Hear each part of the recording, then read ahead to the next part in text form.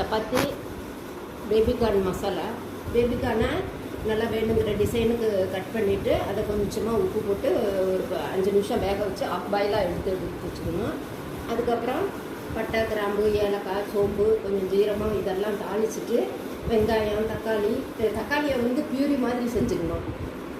இஞ்சி, பூண்டு இதெல்லாம் போட்டு வதக்கிடணும். வதக்கினது பேபிகார்னையும் அதில் போட்டு நல்லா வதக்கிட்டு முந்திரி பருப்பும் சோம்பு, கொஞ்சம் கசகசா இதெல்லாம் நல்லா திக்காக அரைச்சி அதில் கலந்துடணும். உப்பு போட்டுடணும் அதுக்கு கொஞ்சம். இதுக்கு வந்து தொட்டுக்க ரொம்ப நல்லாயிருக்கும். அதுக்கப்புறம் நமக்கு பட்டாணியும் போட்டிருக்கு. கொஞ்சமாக பட்டாணியும் போட்டேன், சும்மா சேர்த்து பச்சை பட்டாணி தானே.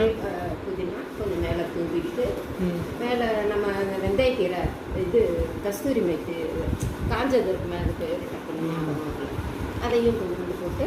கஸ்தூரி மேத்தி தான் ரைட்டு. நீங்கள் செஞ்சு பாருங்க.